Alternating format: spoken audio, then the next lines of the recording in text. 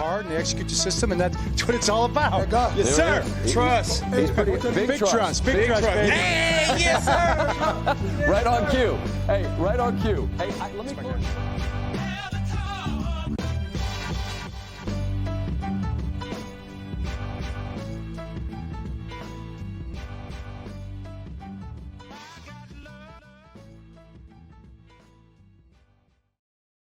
We are back on the Jumbo Set podcast. It is Wednesday, May 8th. My name is Jake Louque. It is 6:08 p.m. here on a Tuesday night as we record this one ahead of the Orioles game. Joined by my guy, Spencer Nathaniel Schultz. It's been a couple weeks, pal. How we doing? Doing all right. Been working a ton. And, man, the Bills. This is like the year of the bill for me. The Bills just keep piling in, the trips, the stuff. I feel like I haven't even spent money on anything this year. A little bit of golf, but haven't really spent money on anything this year for myself. And I just have all these events and things going on. So been a little tight to the neck lately. I know many feeling that in this economy. These uncertain times. Yeah, these uncertain times. So a little bit of that springtime bill stress. Summer around the corner, so trying to button things up and things of that nature. Good old student loans becoming due out of left field here, some things of that nature. So yeah, trying my best not to stress it, but hey, happens to the best of us. So happy to hop on here and have a little Ravens therapy session for a little bit, talk some Ravens draft, things like that. How are you feeling, my friend? Doing good. Just got back from another West Coast trip. I was in Los Angeles for the second time in like a 5-week stretch, this time for a bachelor party. That was tremendous. Got to sightsee a little bit, do some shopping, got to see Daniel Tosh getting back into the comedy scene here, the stand-up comedy scene. Had never really seen a stand-up and was very impressed. So that was a lot of fun. But yeah, I'm feeling the financial weight as well. I don't know if this is like a trend for people, but I also had a student loan just kind of pop up out of nowhere. We could discuss that offline, I'm sure, a little bit. But yeah, great timing as I just bought a house and I'm still settling in there. But yeah, we're just still trying to stay in the swing of things here with the Ravens. Had a great live show for the draft a few weeks back over at Jimmy's, so that was a fun time. And we're here to break down the draft a little bit, give you guys that deep dive analysis that the Jumbo Set is all about. But yeah, I probably we mentioned it before getting rolling here, but really not a ton of news to touch on. It's been pretty quiet since the player selection process, hasn't it? It certainly has. So yeah, we didn't really do a post-draft breakdown yet, so it'll be that in many sorts. But yeah, it's been pretty quiet on the Ravens front. I don't know that that's going to change the rest of the offseason. It might be a pretty quiet snooze fest heading into the old training camp up at the Castle and Owings Mills this year. I don't know that the Ravens are looking to ruffle many feathers in 2024 ahead of this season, especially after the last couple of years of turbulence and media talking points. They have somewhat rescinded back into the normal quiet ways of, I'll say maybe the Ozzie Newsome days or the pre-Lamar Joe Flacco days, where they're not maybe the media darlings. Lamar's not some young, shiny thing anymore in his second contract and, had a bit of success this year. So, yeah, I think the Ravens are happy to have things kind of calm and quiet at this point of the year. Yeah, no, it's good for them, and it's good as a fan too. Not always the best for content. It's tough sometimes, and we're not two guys that are going to fake it and like try to jump on here and really rev things up. No disrespect to people that do. It's certainly a content strategy. It's one way of doing it, but yeah, it's been especially with how well the Orioles are playing. I feel like I've had this conversation with a ton of different people, but the Orioles doing what they're doing definitely takes the juice out of it a little bit as well. So yeah, we don't have to belabor the point here a little bit. I guess overall, before we jump into it, overall thoughts on this draft. How do you think? We don't have to put a letter grade on it or anything, but just what were your thoughts? I think that they use this draft, and the thing that I start this statement out with is that they picked 30. They weren't picking 20. They weren't picking 15. They weren't picking 10. They were picking 30. And to me, especially in the first 2 rounds and really the first 3 rounds, it feels like, and I know the Nate Wiggins, what they say about him and things like that, he was the best player available. That's all good and dandy. Maybe that is the absolute truth. But it did feel like it was probably best player available at cornerback or tackle or edge rusher each of the first 3 rounds a little bit. So I think they maybe had a slightly different process and looked at this class in which they had so many picks, which really, I think I said this, I think I would have set the line at the Baltimore Ravens to stick and pick 9 times at like plus 15,000 They didn't make one even little joke 7th round. Like last year, they made like a little, haha, let's make a deal trade. Considering how many trades there were in this draft, it was a super trade heavy draft. It felt like, I don't have anything to back that up. I haven't seen numbers, but it just felt that way to me. I don't know why. Maybe it was all the quarterbacks and things like that, but I digress. That was interesting, and it felt like a real restocking of the shelves. It felt like, okay, we paid the quarterback. Let's use this draft class to just fill in all the bare areas. Go get the condiments restocked, the toilet paper, the paper towels, make sure you got some soap, some shampoo, some toothpaste. It felt like that kind of draft. I don't hate that in a way. I think it makes sense, but it also feels a little different than what the Ravens have done in years past. And that is with me maybe saying, okay, like, I do have the question, was Nate Wiggins like really far and away your best player? If so, great. And that is your BPA. I just feel like it maybe was a little more guised than that in ways. It's funny. I was talking before the draft, actually, and I said that I think like of the pie chart, I'm totally fine with picking best player available. But when you're a little bit more in a crunch now with the quarterback contract situation, I think of the pie chart that makes up how you value a player, I think you shouldn't just draft for need solely, but I think need should at least be a small slice of that pie chart, wherein if you have, one guy that's rated pretty much exactly the same as another guy, or maybe even a little bit less, need should be a little bit of a tiebreaker or even leapfrog another guy to where, they're probably better at cornerback than I think the national media realizes. They re-signed Mollett. They have Brandon Stevens in the mix, obviously, and then Marlon, called him Marvin. Shout out to Max Judon. Marlon is still there. So it wasn't as big a need as some people realize, but it's still, I think it was enough of one where, let's say, they probably really liked Xavier Worthy. I think they did. They had him in for the visit and everything, and he seems to fit the profile of a guy that they would have drafted in years past at wide receiver. But I don't know, maybe they said, look, the need is much greater at cornerback, so we like Wiggins just as much, or maybe a little bit smidgen less. Let's just go ahead and pick Wiggins. I think that could be you're telling me now for the first time. I didn't know that, but you bringing that up sort of fired that synapse for me, and it made me think about that a little bit. Maybe they have started doing it. Definitely. I think that they treated this one a little bit different, like I said. So with that in mind, I don't think that's a bad decision. I just think it might be a little bit of a deviance from years past.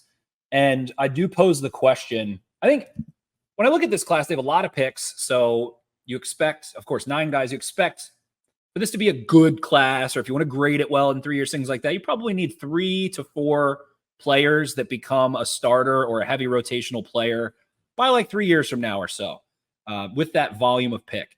But I really do feel like it's pretty much probably just going to be defined by Nate Wiggins, right? If Nate Wiggins is a good starter, let alone like a Pro Bowl player or an all-pro caliber player, then it's probably you knocked it out of the park. If he can't be a starter in 3 or 4 years, then you probably don't look fondly on this.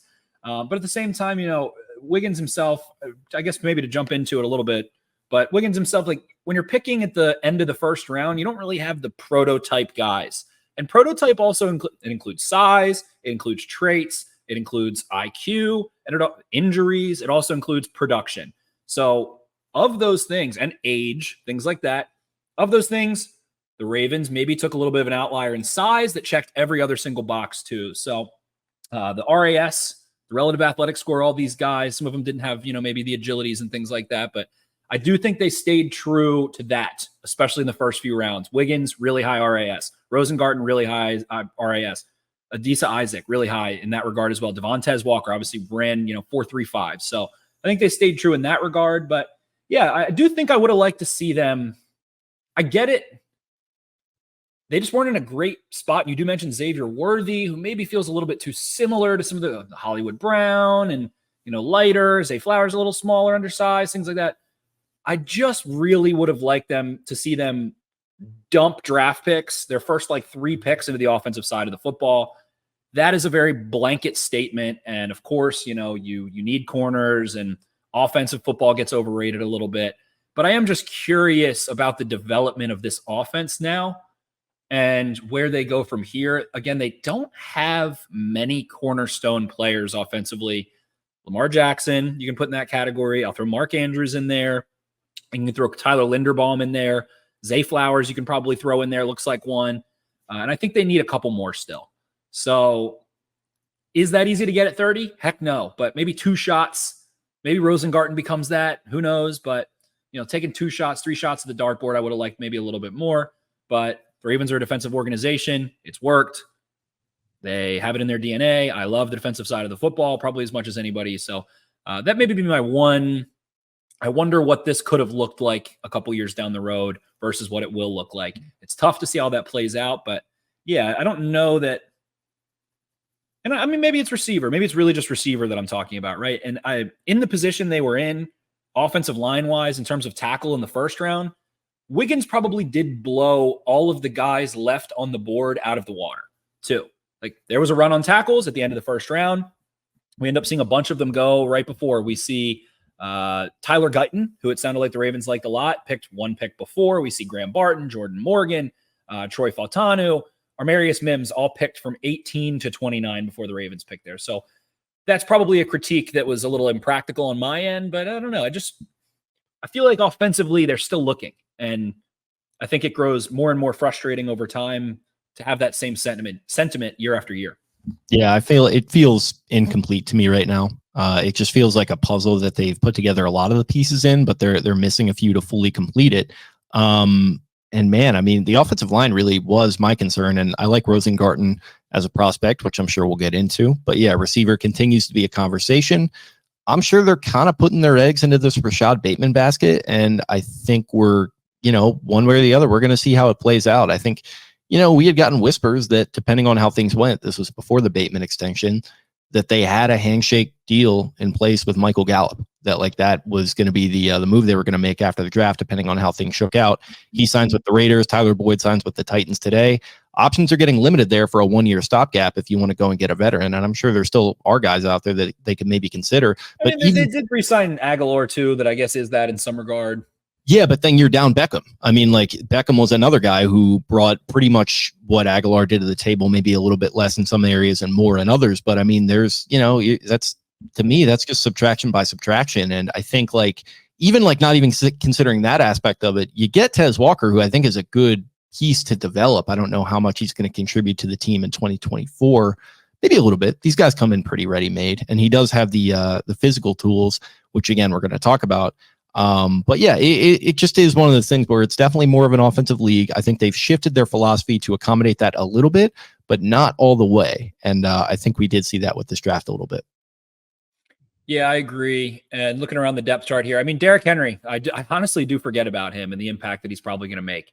I do think that was a big deal, but I also feel like it has kind of maybe swept a little tiny bit under the rug. Having that sort of presence in the backfield probably does create such mismatch problems. So maybe it's in a little bit of a better spot. But yeah, I mean, we're just always talking about receiver. Zay Flowers, Rashad Bateman, Nelson Aguilar.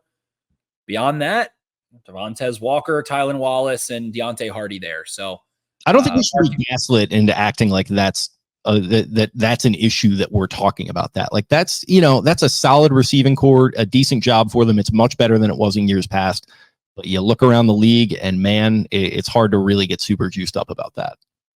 Yeah, and then you do. You're always going to factor in the tight ends, and even Charlie Kohler came on and started to look strong. Could see him, of course, having an expanded role in year 3 here as he got a full healthy year there, and likely took such a big step.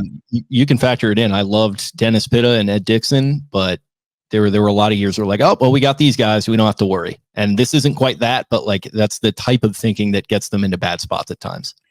And the question I always ask that I feel like always goes under the rug, especially it is May the 7th right now. The 3 starting guys listed on their ESPN depth chart, Rashad Bateman, Nelson Aguilar, and Zay Flowers. You can remove one of them effectively from most of your games. Someone is going to be hurt. That is the nature of the sport. Again, for the millionth time, the likelihood that those 3 play a combined 51 games is very, very, very low, let alone, what is the over under there? 37.5, maybe 38.5 out of 51. So you're probably going to have one of those guys down.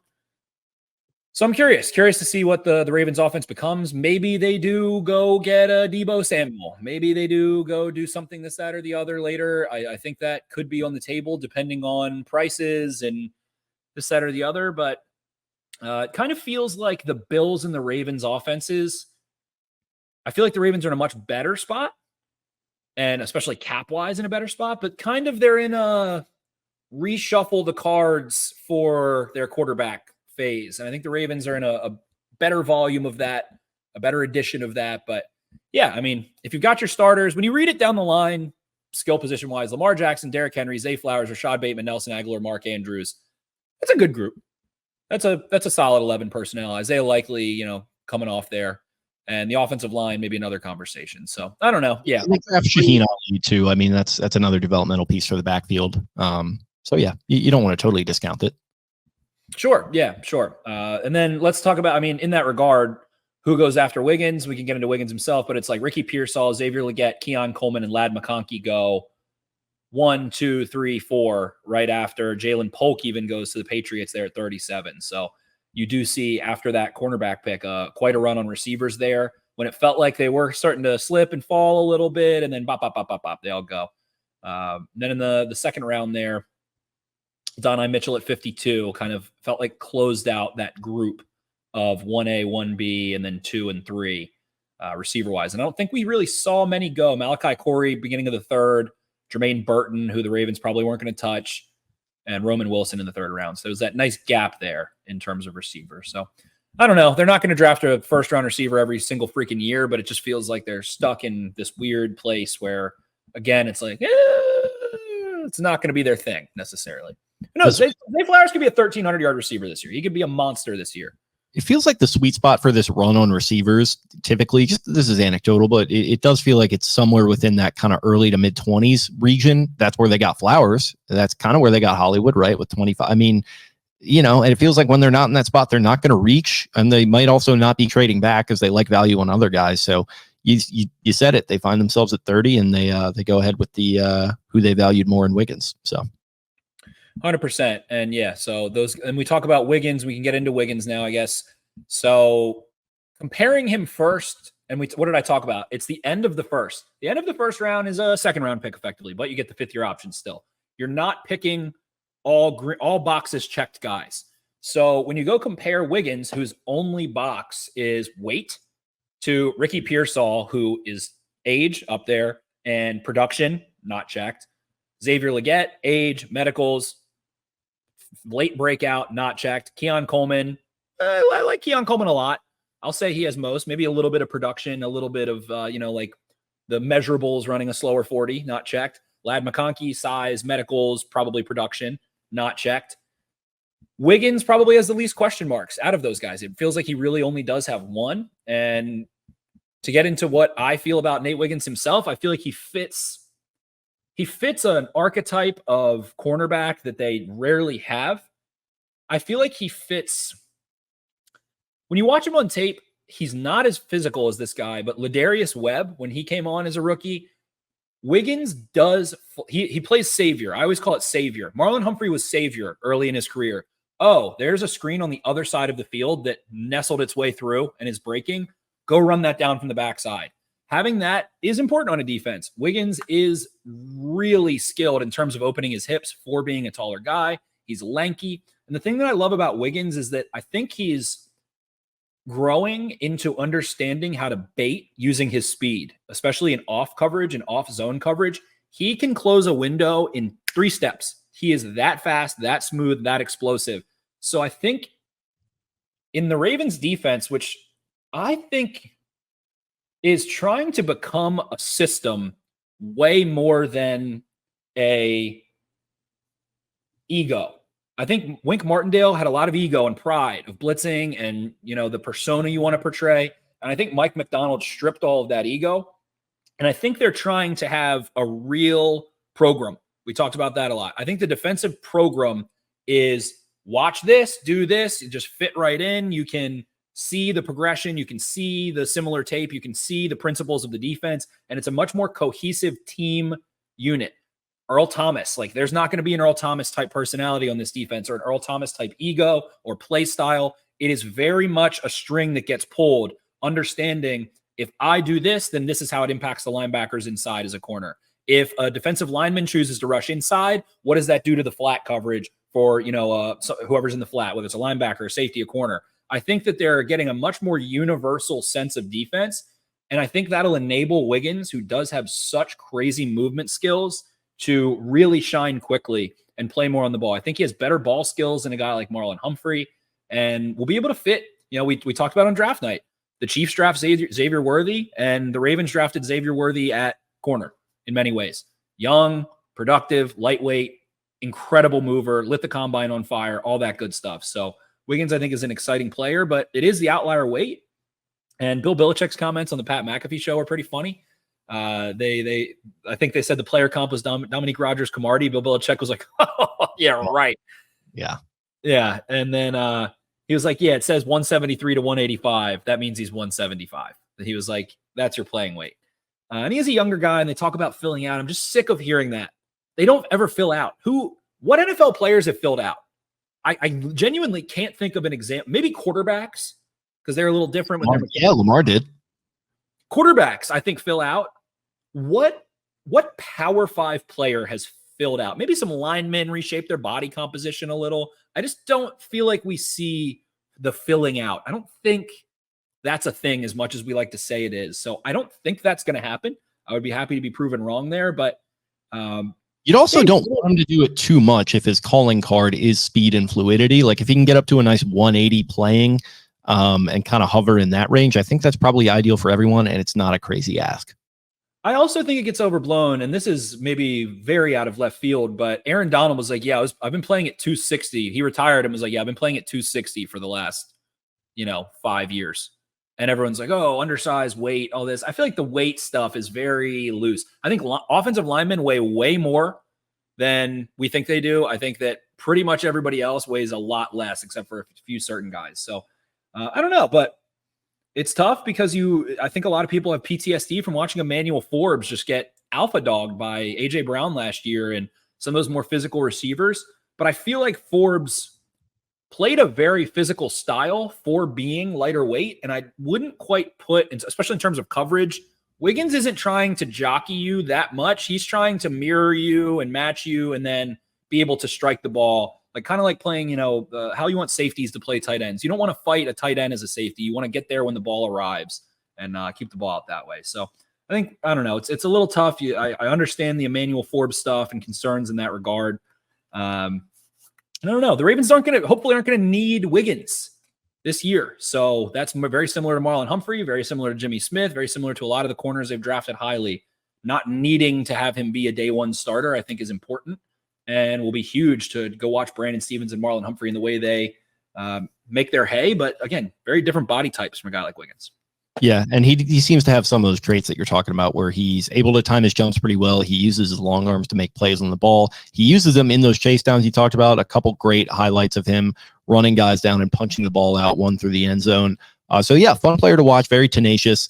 And yeah, he probably plays above his playing weight a little bit in certain situations, but he is careful in how he uses it, which I like. Like you said, he runs with guys. He's not trying to fight in a phone booth. He's just kind of trying to play the ball as he studied film and, trying to stick with guys. So I like the pick on the surface for that reason, because I think he could be a solid player and it'll work well. And it's nice, I think, to give Zach Orr, who's a young guy in his first opportunity here, a guy like this to work with, a gift, if you will, because Todd Monken has been around for a while. He's a little bit older.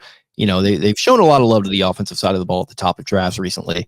And so here's one for Zach Orr that he can work with right off the bat. And I think that's a nice thing and can't be understated. Does balance out in that way. One thing I'm not understanding about Wiggins, a lot of talk, and just again, my favorite phrase, just because he didn't doesn't mean he can't. There's a weird amount of talk about Wiggins playing in the slot. I'm looking at 2022. Wiggins played 5 snaps according to PFF in the slot. And I love their charting. And so he played 5 snaps in the slot. And then in 2023, he played a grand total of 14 snaps in the slot, of which 12 came in 2 games. So I'm not sure where that comes from exactly. But yeah, I do think he's a wide corner, predominantly played wide corner. He had a little bit of blitzed a couple times here and there, did a couple things, had a sack, but he's going to be a wide corner for them. So maybe this does eventually push Marlon Humphrey into the slot a little bit more, where it feels like he's been comfortable and able to thrive. And as you get older, don't need as much maybe long speed and can fill a different role, but also requires a lot of physicality from Humphrey, who has been dinged up. So that goes both ways. Playing outside corner requires that track athleticism and those fast twitch muscles, which can go a little bit. If a hammy pulls a little bit, it's probably a little easier to play in the slot than it is to play outside. So interesting body type to add. And then they doubled down on it later. We'll get to TJ Tampa. So added 2 very different body types. And that room does go from being, a little bit of a question mark, especially in the long term, to, oh, shoot, you've got ample bodies in there that you feel good about suddenly. Yep, exactly. And that's a good spot to be. I think Jeff Zrebiec has made the point that how many Ravens seasons have we seen just completely fall apart because they get to the back end of the roster as far as cornerbacks due to injury issues. So hopefully it's not going to happen this year. They seem to have done all they can to avoid it. Round 2, pick 62, offensive tackle, Roger Rosengarten, Washington. Ravens got, you mentioned the no trade backs. They got an offer from the Chiefs. They were about to accept it. It looked like the Chiefs kind of pulled the offer. And they sit there and they stick and pick another guy who they really seem to like here. What are your initial thoughts on Big Raj? Yeah, as I've watched a little bit more of him, I do feel like I did underrate his athleticism a little bit in space. He did test really well, but he can move in space for sure. He's going to be able to get out on screens and connect, and people like to call it like a hit or miss. Like, did you block the guy, hit or miss? I think he can present a different array of movement skill. The thing I like about him a lot, and Cole and I were getting into this a little bit, but Cole doesn't love his quick set. I feel like it's fine, but I like being able to say, oh, the Ravens drafted a late second round offensive lineman and his quick set isn't his strength. That's because he uses a variety of sets. If you use a variety of sets, you're at a really high floor or early starter, ready to play, whatever you want to use the euphemism for. I feel like he is very much ready to play. Length is okay. He is a little lighter. He's a little thinner. Again, outside of the prototype of maybe Ozzie Newsome's draft selections in many ways. You think of Orlando Brown versus this guy, completely different body type, but athletic as hell. He can reach the front side, reach if he's playing tackle and there's a 3-tech inside of him, he was able to reach across and seal. And to me, that's kind of the litmus test of, can you play in the NFL or not? If you're at a disadvantage and can't create an advantage in college, you're never going to be able to create that advantage in the NFL without, I feel like it doesn't happen for years if it ever happens, and it rarely does. So the movement skill is there. I like him a lot. I really do. He played on the right side because he was naturally a left tackle, and Michael Penix is left-handed. So then he ends up playing, right tackle there. Had a tough game against, Michigan. Michigan also was on them flies on shut your mouth from that LeBron James commercial a few years ago. Flies on shut your mouth. But yeah, consummate right tackle for them in a very pro pass. Penix was doing 3-step drop back, 5-step drop back, 7-step drop back stuff. Not a ton, I don't think a ton under center from what I saw, but the variety of sets, it seemed NFL ready. Penix was an older quarterback. Not that Penix ran a ton, but, had a little bit of mobility to him, so you feel good about that. In the run game, feels like someone that is a lot more mobile than they are hardy still, but not the oldest prospect in the world. And I did say I do feel like offensive linemen can beef up and do still continue to fill out and get that man strength. I don't think he has a beard yet. Linderbaum still barely has a beard. I don't know why this is tickling me so much, but your StreamYard name for anyone watching on YouTube or not, looks like there's a little bit of a typo there. Springtime Spen.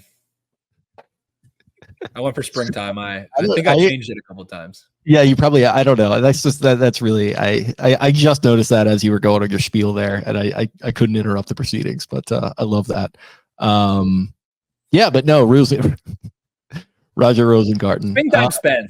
Springtime Spen. Yeah, he's, offensive line, I'm very much the typical fan there when the Miami Dolphins guy, when the team picks the player and the guy's clapping yeah, okay, I like it. Yeah, that's kind of me with offensive linemen. I definitely try to watch as much as I can. I'll watch breakdowns of people who do know what they're talking about. So people really did seem to like him, as maybe even an early round 2 pick. So the fact that he fell back to the back end there, the second round, and it also sounded like he might have been who the Chiefs wanted to move up for. So the Ravens wind up getting him, and I like that a lot. He does seem to be, again, fitting that profile of being a little bit more athletic, being sharp between the ears. I like the fact that he was kind of that blindside protector for Penix.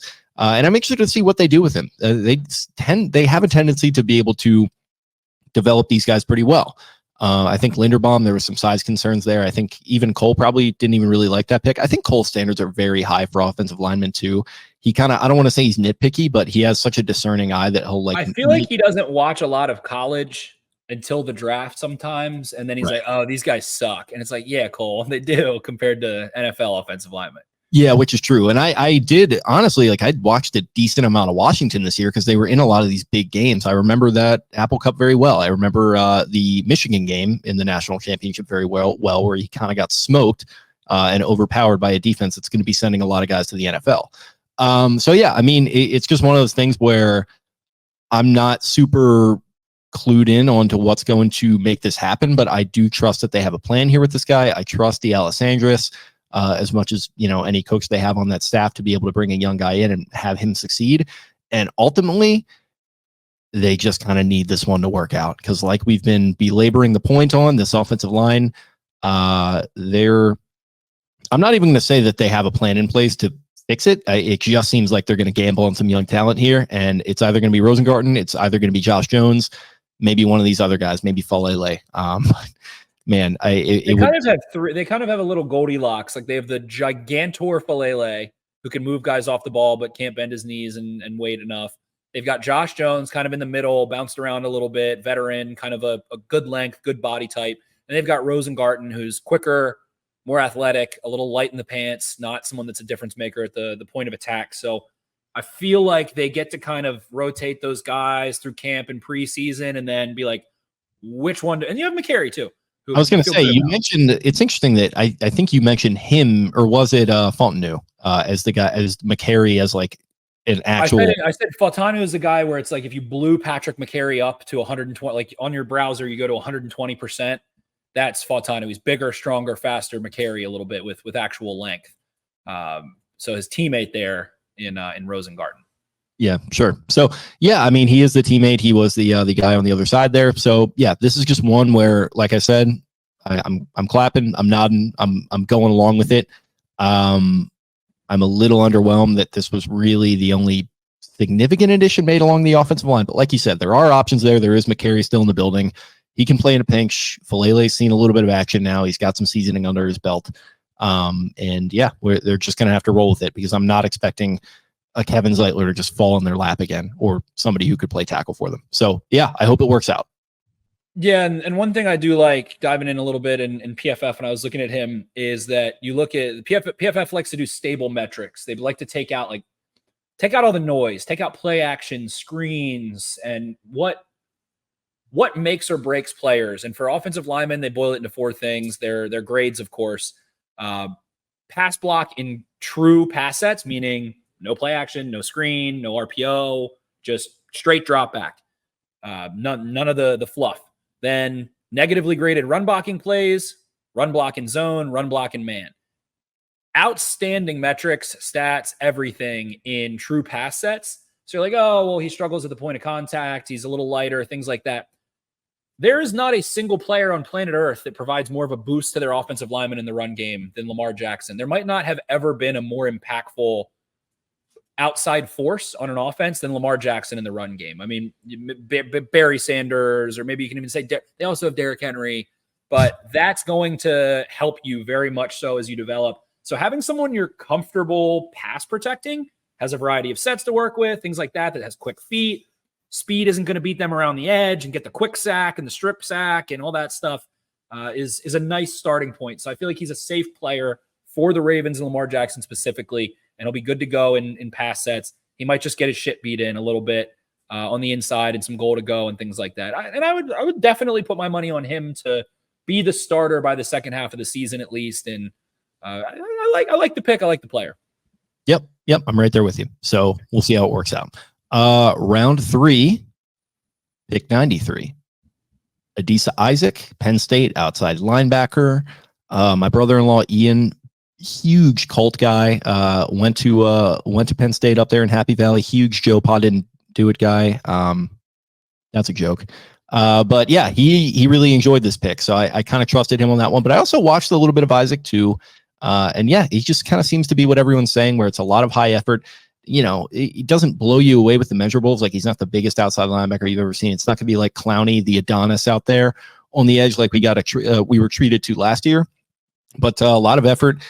I think Cole said that he only really has one move and he kind of continues to go back to that. So I think that's something that they're going to have Chuck Smith work with him on. I didn't see that at all. I argue with Cole there. And if you read any scouting report on him too, he doesn't combo moves. He's not like able to go through a string, but he had a swipe. He likes to rip. He likes to chop. He has the first button, but not the second button maybe.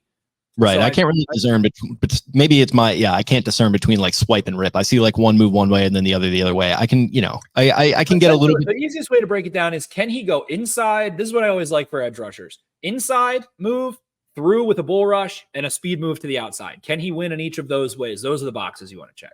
Okay. And how many clubs does he have in the bag of those three?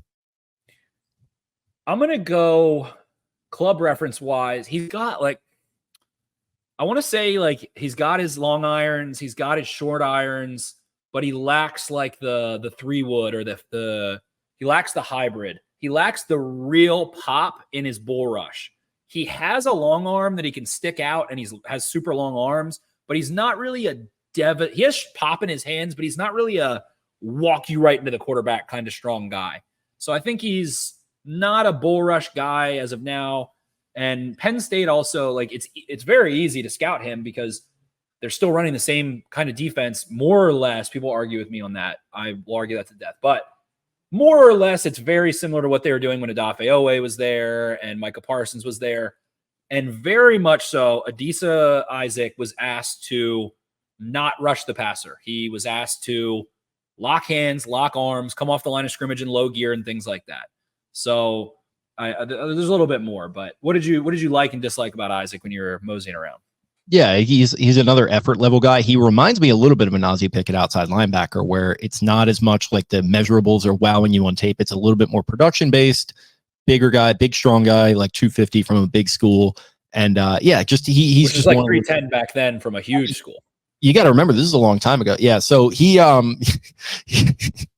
he's a very throwback pick in that regard. He kind of reminds me of my guy Courtney Upshaw in some ways. So excited to see how they incorporate him in, and with the effort and with the backstory too, which is another thing that we don't have to get too lost in the trauma Olympics that ESPN. The Ravens content team will do plenty on that. Yeah, exactly. But I do think it's cool that and again, people kind of have really started to turn against the high character thing, but it is good when you have a guy with a cool story like him and you can really root for. So I'm behind this one. With the way that the fourth round worked out for them, I'm very much okay with the fact that they threw a dart here. Yeah, and again, when you go back to stable metrics there, it's the same thing for an edge rusher as it will be for a tackle, true pass sets. And that's what Cole and I are getting into a little bit. True pass sets, when it's just a drop back, there's not play action, there's not the maybe responsibility to contain the edge or to stack and peek and play the run, had like a 20.1% win rate, got pressure, got production. Almost all of his sacks are on true pass sets. He only had, I think, 78 of those in 2023. When you go look at Penn State, just didn't see a ton of those. It felt like teams really like to use play action against them based off those numbers and RPOs, things like that. So didn't get a lot of those opportunities. True pass sets are where the lion's share of sacks and pressures come from, very much so. And had an outstanding grade, good pressure rate, lots of sacks there, very long, awesome stunting. I think he is a very athletic guy in terms of movement skills in space. He has a nice first step, and stunting, looping on TE stunts, things like that. Awesome quickness. Really, really, really effective on those and able to kind of skim through and then shoot the gap. So I think he's a versatile piece for sure. Beat the shit out of tight ends. I mean, just beat the living crap out of tight ends. One of the things that I think you see on Brugler, and to be honest, I didn't watch Isaac alone. I watched some Chop Robinson and saw some Isaac, but Brugler was like split blocking tight ends when the tight end just cuts across the formation on the backside. He abuses those guys. So in the NFL, the tight ends are bigger, stronger, faster, whatever, but he beat the crap out of tight ends, which you love to see. So I think they'll line him up on the weak side a good bit if he plays as a rookie and maybe into his second year as he does get a better feel for being on the strong side and having to maybe take on some double teams, things like that. But yeah, I think he at 93 is a nice player and a little bit older, but the length is awesome. Tough as hell, hustle guy. he's got a processing the run was an issue, I think, at times. I think you could run some option stuff at him and run some maybe man stuff at him, and he'll kind of just get fucking lost, deer in headlights a little bit. So I think that's the one thing. But again, if you put him on the backside, that's not going to be as much of an issue consistently, especially if he's kind of wide on the backside. So the length is there. I did really like the hand usage. I did really like the speed. He's a little bit bendy. He's kind of like a paper straw, maybe not a plastic straw to bend. But he can get around. He can dip around that edge, and he can kind of torque and turn and get to you. That is a damning indictment. A paper straw. People not big on the paper straws these days. You can still bend a paper straw just for the malleability of it. Maybe he's a little bit more of a nickel or a copper than he is of a mercury. Forgive me if I'm airing you out here. We can cut this, but I mean your conspiracy theories on recycling. I mean I'm completely open with my conspiracy theories on recycling. The straws were merely PETA was behind that turtle video. Big PETA was behind that turtle video that got the straw went up the turtle's nose. How the hell did the straw get up the turtle's nose like that?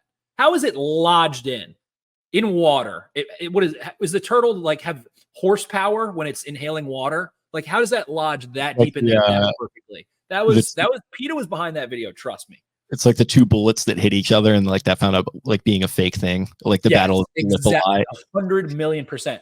I will also say always paper, recycle, paper, cardboard, all that good kind of stuff, whatever, clothes, great. Less than 10% of plastic is recyclable. We are gaslit about recycling plastics more than anything on earth. Plastic is the absolute worst. You can't even recycle much of it, can't use any of it, and they throw a lot of it into landfills. Big recycling, I hate you. Now let's talk a little bit about Devontez Walker. Yeah, round 4, pick 113, wide receiver Devontez Walker, North Carolina. Mac Brown and the boys. I think this is I like that Mac Brown voice. Brown. Like Mac Brown. They have a lot of fun down there in Chapel Hill with Mac Brown. Devontez Walker, I think, is an incredible wild card. He is, and it's draft talk, so we use the term boom or bust. I mean, the kid has an unbelievable story when you think about his football character and how much he must absolutely fucking love playing football. He had a spring injury before his freshman season, ends up not being able to play the next year, goes home to rehab. He works at a Bojangles to pay for his rehab so he can be close to his family, take care of his grandma. He took care of his grandma in high school. People talk about Adisa Isaac. I think not to like compare their. Yeah, let's get into that. Who do you rate higher on the trauma big board? Oh, I've got a 7.1 grade on the trauma scale. You look at the siblings, nonverbal. That's got to bump them up a little bit. But then you go over to Tez Walker working in a Bojangles. We don't have to get not to compare their stories, but Devontez Walker was working at a Bojangles, taking care of his grandma, transfers schools because of his injury, goes to I think, to Jacksonville State. Might get that. I might have to double check that one, which college it was, but goes to go there. And then COVID happens, shuts down his season. So he doesn't play the first 2 years of college. Transfers, gets one offer to go to Kent State, sits on the bench there. The next year, absolutely breaks out, torches Georgia for 100 yards and a touchdown. Then transfers to UNC. Some bullshit rule. He can't play. Everybody's character on him, amazing. Moral of the story is the kid must really like to ball. The kid loves ball. He's tall. He's fast as shit. He has really good body control. On the sideline, toe taps, able to adjust to the ball in the air. He's got length. He's sneaky physical too at the stem and stacking. He's kind of a motherfucker at the stem on vertical routes. Didn't get asked to do a ton. And again, is it can't versus wasn't asked to? Not asked to go over the middle a ton. He wasn't asked to go in the slot a ton. UNC has that kind of college rinky-dink bullshit that's going around right now. It really, and that's what Cole was kind of getting into. He's like, I can't watch these college teams anymore. When you watch their tape and they're not good, they're like okay or decent or mediocre or suck. The RPO limited route tree stuff is like a epidemic in football, which is the irony of like, oh, all these receivers, everything. They are not getting asked to do a lot because quarterback, what was it? Tom Brady who was going crazy about the quarterback, like quarterback development isn't there in the NFL anymore, and we blame everybody but the quarterback. That I fully agree with Tom with. Quarterbacks are getting asked to do less and less and less for the most part in college, unless you've got, Penix or one of those more advanced guys. Drake May, that's a knock on him in a very simple system in many ways.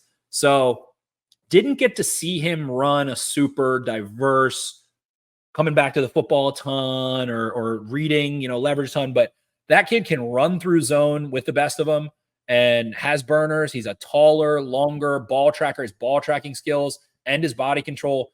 He's a center fielder. Like he can track the ball in the air and adjust to it. He doesn't look like a baby deer trying to go track the ball down. So I think there is a projection there. He was not asked to do as much as a lot of guys in many ways, but man, he's got some potential to me.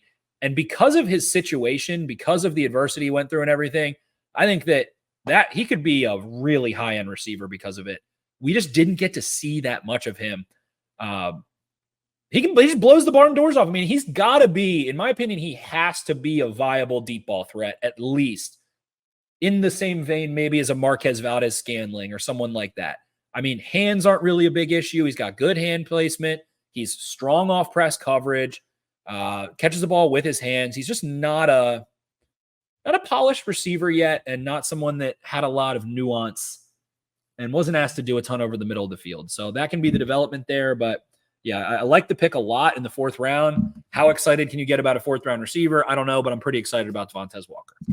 Yeah, I think I am too. I think it's and I mentioned it makes me feel better about a pick like Isaac in the 3rd round, because they really did need to do some stuff with this wide receiver room. And like I said, I'm not all the way there with it, but this one really brings it around because they take that toolsy guy with all the athleticism, with the size, with the, like you said, he's definitely got some moves in and out of the route tree, and he's not just going to get bullied by dudes. So yeah, it's a very exciting dark throw. And like I keep saying, these dudes just come in ready to rock. And you mentioned the wide open offense thing. Like, I did watch his highlights, and I did feel like a lot of it was just kind of, I wouldn't say uncontested stuff necessarily, but it did feel like a lot of the catches were wide open. But that's how it is in the NFL a lot of the time too. And you mentioned the effect that Lamar Jackson and Derrick Henry and their pairing is going to have on loading up boxes.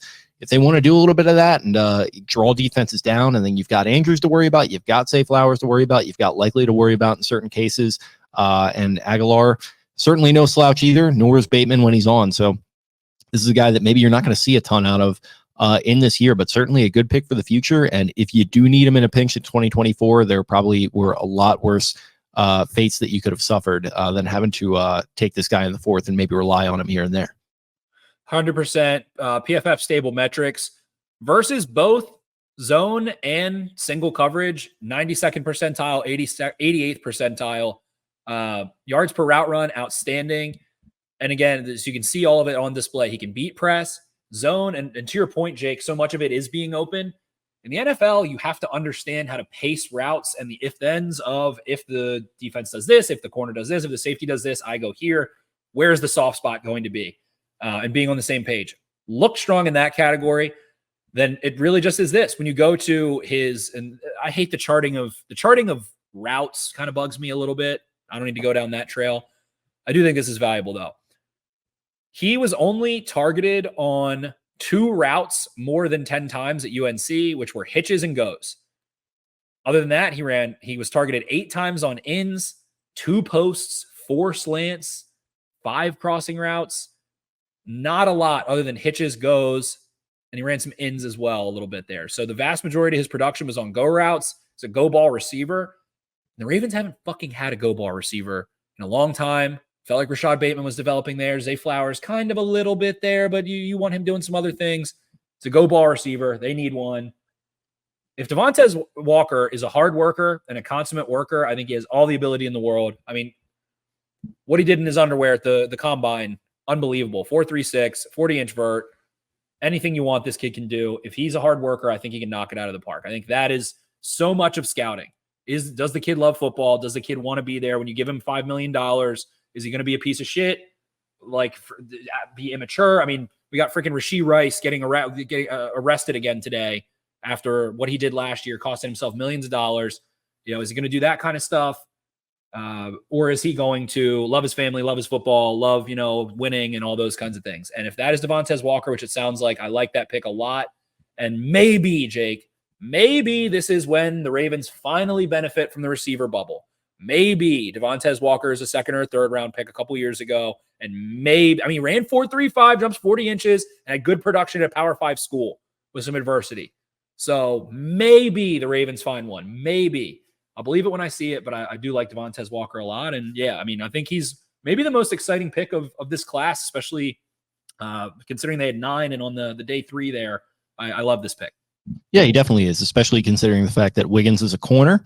So, you're on the defensive side of the ball, and then you've got a couple meat and potatoes guys with Roger Rosengarten and Adisa Isaac there before him. And I think by virtue of being a receiver, he's already going to be one of the more exciting guys. And then you look at the athletic profile, you look at the story, and this is why the character stuff does matter a little bit, because it's not about like, the family environment, Harbaugh's heroes, that kind of stuff.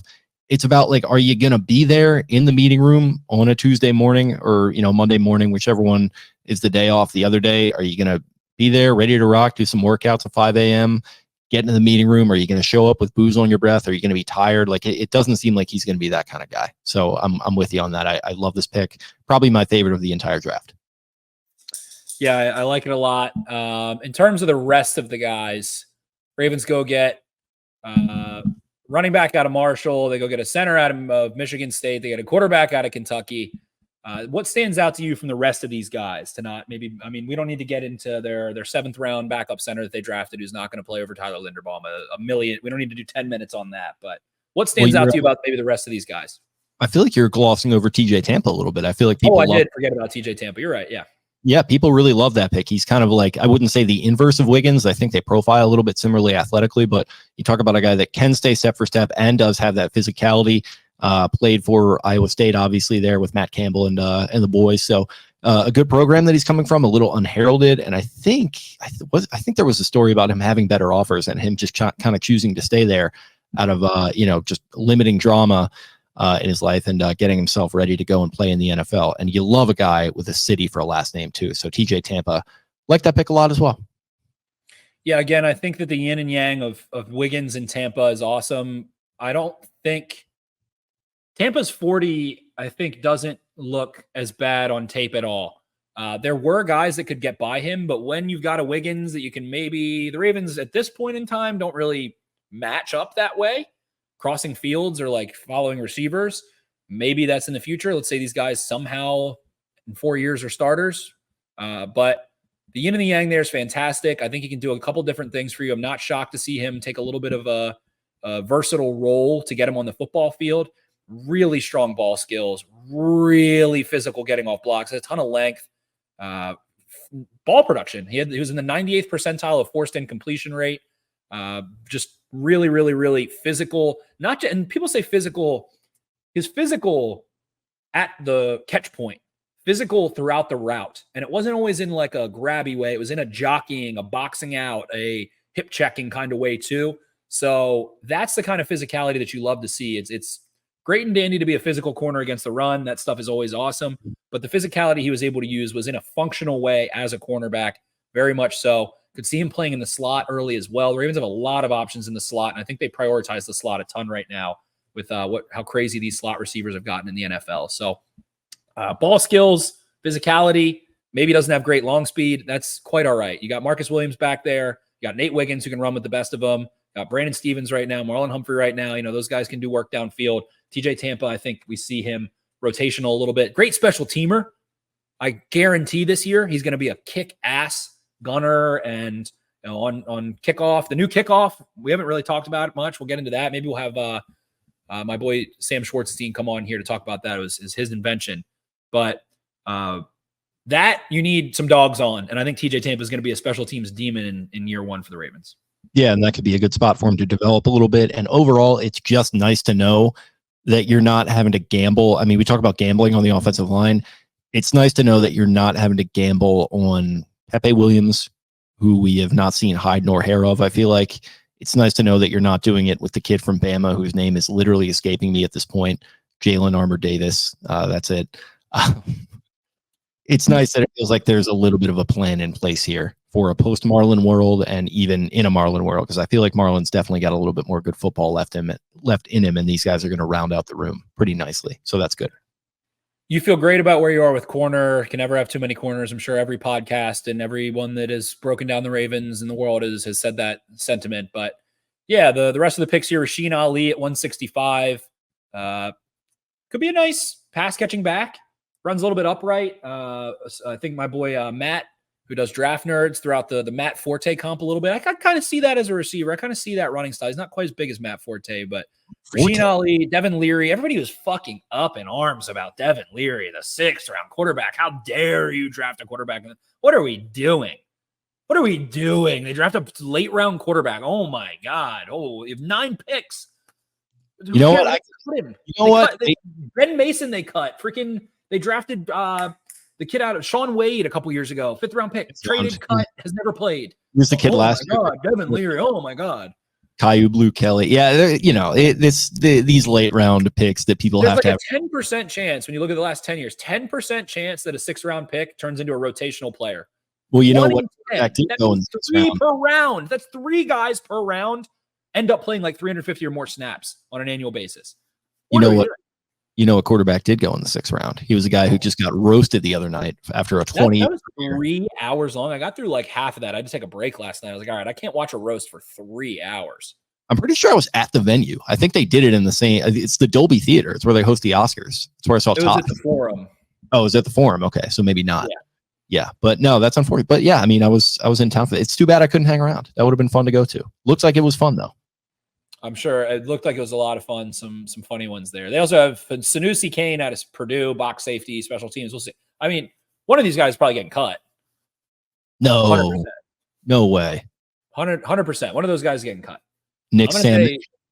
I'm gonna watch Devin Leary make the team because everybody complained about it. And then out of like Samac, Kane, and I'll even throw like Rasheen Ali in there. Maybe they get a UDFA running back or something they like. Ali did not jump out to me on tape at all. Like I don't know. Like, and I get a monster year as a freshman, and he had an injury.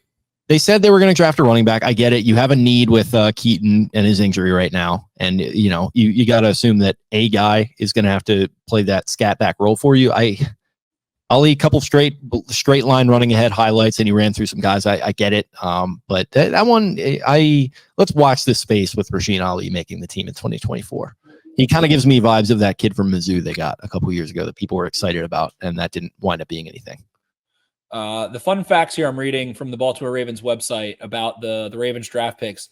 Roger Rosengarten, good friends and teammates with Louque and Dylan McCaffrey, son of Ed McCaffrey and brothers to Christian McCaffrey.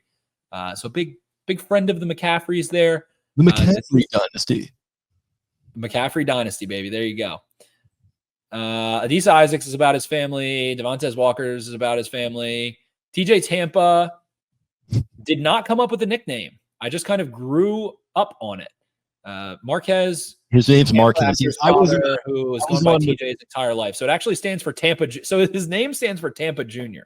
His name is Marquez, but they call him TJ Jr. basically. Yeah, I was on with Glenn and Rita that Tuesday night after the draft, and Glenn brought that up to me, and I was standing on the airstrip learning about the death of Ruth Bader Ginsburg. I was like, wow, you're telling me that for the first time. And then he interviewed him the next day. So go check out Glenn Clark Radio from last week if you want to hear more about old TJ Tampa there. There you go. Go check that out. Love Glenny. Then we've got Ali here. His father was a boxing coach and not related to Muhammad Ali, but his father, Rasheen, competed as an amateur boxer and in USA Boxing and owns a boxing gym in Cleveland. And Mr. Rasheen was an amateur boxer. He took a loss at a tournament in West Virginia in 2017 that convinced him to, I don't know if I like that for a running back. It sounds like he got beat out of boxing a little bit. Too scared to compete. Had to go somewhere else. I don't know if I like that very much. And then I'm sure people have seen Samac as like an amazing singer and moody acoustic guitar player. I think Rasheen Ali is going to be the Jeff Samardzija, but he's going from boxing to football. He's going from one really dangerous sport to one pretty dangerous sport, as opposed to Jeff Samardzija, who could have gotten his brains beat in, but instead went to go be a very successful MLB player. Yep. And then we've got Sanusi Kane here. He is not the first Purdue player to play for the Ravens. Both Ravens Super Bowl winning teams. This is not a fun fact about him. That's how you know they're scraping the bottom of the barrel. They can't find anything on this guy. They're looking on the SID like page and everything, and they're just like, fuck, we can't find anything on this kid. Like, let's find something on the Purdue Boilermakers and tie it back to the Ravens. The Ravens had Bernard Pollard and Rod Woodson. They had Purdue safeties on the roster when they won both Super Bowls. Have to have a Maryland player. The Ravens have an active Maryland player? They had a kid in camp, but they got rid of him. Yeah. The tackle. Is the Funk Man still floating around in there? He is on the Lions, I believe. Okay. Talk about needed running back. Getting married to Hannah Ann, runner-up or maybe winner of The Bachelor 4 seasons ago in July in Miami. Yeah. Will you be in attendance? No, it's a pretty small. If it was like a local wedding, maybe, but I think they're having a pretty small wedding down in Miami. Okay. Just call up the Funk Man. Why do we have to draft Rasheen Ali? I agree. I fully agree. Get the Funkhausers in here. Yeah, I mean, him and his dad, Todd Monken. I mean, that's... Yep. Monken. Yeah. Little Orphan Funkhauser. Oh, boy. So, yeah. Ravens draft class. What do you think in summary here? I like it a lot. They, like I said, a little bit of meat and potatoes. They addressed a lot of needs. They maybe incorporated my needs scale into the old pie chart for some of them, and they get a little bit of flash with Tez Walker. I was kind of dumping on Ali a little bit there, but I always do like kind of taking a late round running back. I think that it can be a fun story sometimes when those guys break out. Maybe this will be that dude, and then good value there with Tampa as well. So yeah, some interesting options here that might even be playing some decent football for you in the year of our Lord 2024. So overall, I'm pretty satisfied by it. I'm not going to put a letter grade on it. I just feel like that's such catnip content at this point. It just doesn't mean anything. But yeah, pretty satisfied. Pretty good. Yeah. Guys that'll contribute this year, Rosengarten probably gets in there. Wiggins probably sees maybe 400 snaps, I'd guess, maybe more due to injury. Adisa Isaac, who knows? There's some room to some playing time there. David Ajabo has not played any football yet at this point, really. Tavius Robinson kind of fits a different profile. They got Kyle Van Noy and Adafe Owe, so could certainly snake in there. TJ Tampa, special teams we talked about. So I don't know if any of these other guys are going to make their way in there, but yeah, I'm rooting for these guys, and hopefully they look back in a couple years and you can see, I feel like you'll see the center out of Michigan State, Nick Samac, starting on the Giants or something, a la Ben Bredesen. You'll see Sanusi Kane on the 49ers, and you'll see the development of the Ravens. They are the number 1 team in the NFL. They have the most players that either initially signed as an undrafted free agent or were drafted by Baltimore that are on active rosters or practice squads in the NFL. So the Ravens are a football school. They're a program, and they just added 9 new draft picks to that program, and we'll see. UDFAs, they added some fun guys. Joe Ryan out of Iowa was productive. Harbaugh getting all horny, talking about him cross-training it, H-back and tight end and some stuff like that. Cole was all fired up about a couple offensive linemen. So we'll see. 9 draft picks. Roster, this might be a tough one to break as a UDFA. This might be a tough roster to break. Yeah. I don't know where you're going to – I guess an offensive lineman can, of course, dominate. Defensive line is usually a big one. I guess maybe linebacker. Josh Ross has kind of been injured. Malik Harrison's there. They got Trenton Simpson and Roquan Smith. Chris Board they signed. They could part ways with him. Maybe UDFA. Corner is pretty stocked. Safety is a solid bet for UDFA to come in. Sure. Or a late round pick that they got. They have a late round pick. Sanusi Kane, 250. Okay. Is that what we got? That about does it. Yeah, I feel so we'll see. Again, restock the shelves, restock the cupboards, take a couple offensive linemen, take a couple DBs, or a receiver in there, add up to the corners, get them all restocked, and there you go. Baltimore Ravens 2024 class year. Absolutely. All right. Well, I suppose that is all we have for our show. Thank you all for tuning in to the deep dive on the 2020. Also, we were nominated for, well, I guess we probably lost most people. We were nominated for Best Local Podcast by Best of Baltimore. I thought that I don't know how the nomination process works. I think we were in there before some of the write-in stuff started happening because I looked it up, and then I think I was really kind of. My buddy owns that coffee shop, Morning Mugs. He's won Best Coffee Shop. It's my little for my fraternity. He's won that I think 2 years running, and this has been going on for weeks already. Because I already voted for him, and I just didn't look through the rest of it at all. I voted for him weeks ago. He always makes everybody vote for it, and I do think you're right, but I don't know. I think we're good. I was pretty surprised today when I saw it. I was like, oh, that's cool. Well, I mean, you're nominated for like 3 separate categories. You're like Oppenheimer at the Oscars this past year. You're just in every category. I did have some nominations, so go check out Best of Baltimore. If you've made it through an hour and 5 minutes, we'll talk about it some more. It would be very cool. Behind the curtain, I was saying, it happens this time of year after the draft and Raven season. We get a little lull of the content, and I've been feeling a little dejected content-wise somewhat. So it was a nice pat on the back that made me feel pretty good, especially before recording tonight. So appreciate whoever. I don't know if random people nominate you for that. I don't know if the magazine conjures those up. I don't know how that worked. You can do write-ins. I assume there's a baseline and then there are write-ins, because I know you can do write-ins, but I'd like to think we made the baseline. I think we might have. So I don't know, but whoever did it, appreciate you. Go check out Best of Baltimore Magazine. Go vote for Exit 52 for Best Local Podcast. I was nominated for a couple things. I think Best Radio Personality, something like that. A couple. So go check out the media section there. It would be really cool. I've always thought Best of Baltimore was really cool. Like I said, my buddy's won it a couple times for his coffee shop. So if you're listening, would love to have you go vote for that. That would mean the world. And love you guys. Love our listeners. Our listeners are great.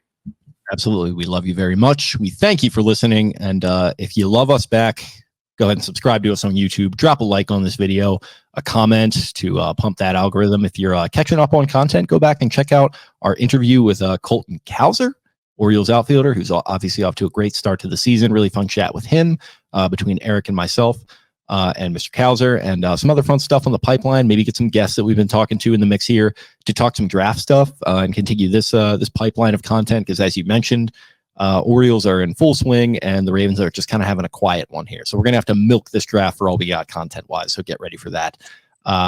You can follow us on social media at Exit 52 Podcast across the board on Twitter, Instagram, and TikTok. I am at Jake Louque. That's Louque. Spending is at Ravens 4 Dummies. That is the number 4 in the middle there.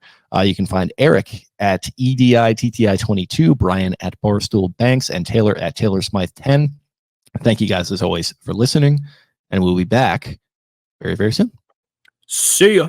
Arrivederci.